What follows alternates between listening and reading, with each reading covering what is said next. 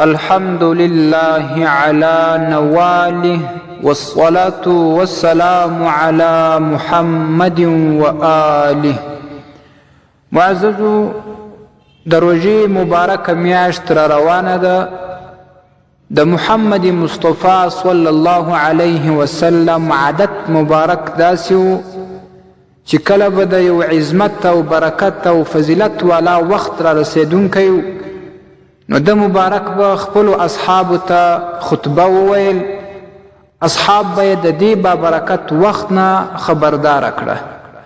نن هغه وظیفه علماء کرام ادا کوي چې عام مسلمه امت ته د بابرکت وختونو او د فضیلت والا عبادتونو خبرداری ورکوي.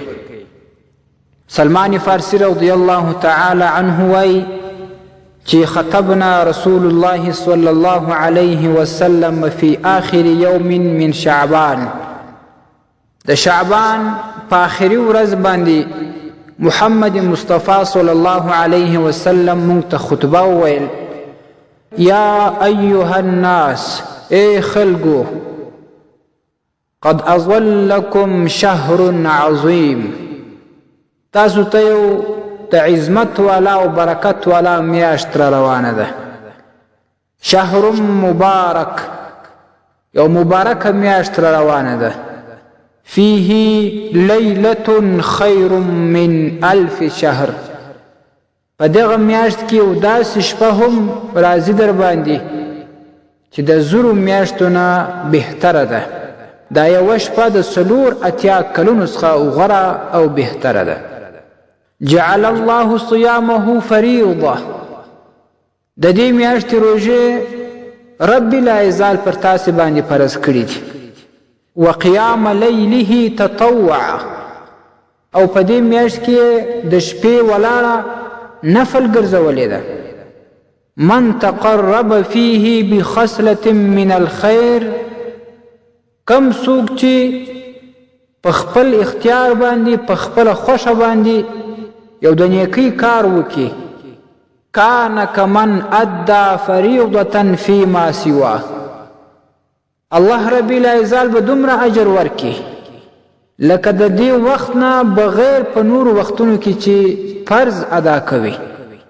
نفل عبادت دی په دې میاشت کې د فرض عبادت درجه لري. ومن ادى فریضه، او کم څوک چې په روژه کې فرض په شان باندې ادا کړي، کان کمن ادى 70 فریضة فيما سواه، لکه هغه چې د دې شپو او ورځو نه بغیر په بل وخت کې 80 فرضونه ادا کړي وي.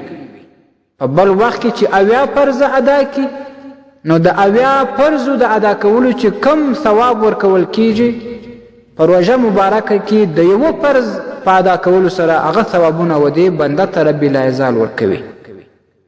او وروسته نبی صلی الله علیه وسلم دوی ناشنا خبرې کړي: وهو شهر الصبر.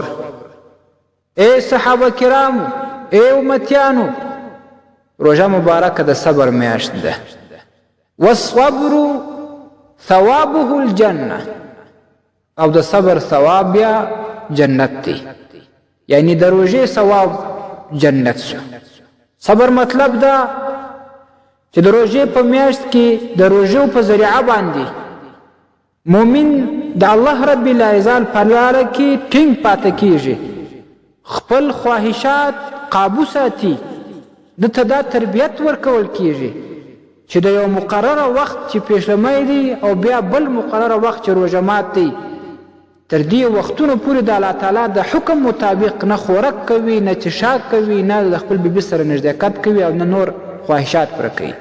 نو په دغه اعمالو باندې په دغه انسان کې د الله تعالی د اطاعت یو جذبه پیدا کیږي.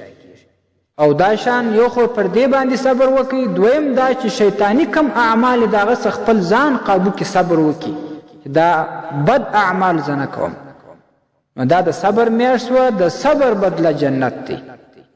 بیا وروسته دویمه خبرم ډېره ناشنا خبره ده: وشهر المواسات. ای اصحابو، ای زما امتیانو، دا د مساوات میاشت ده.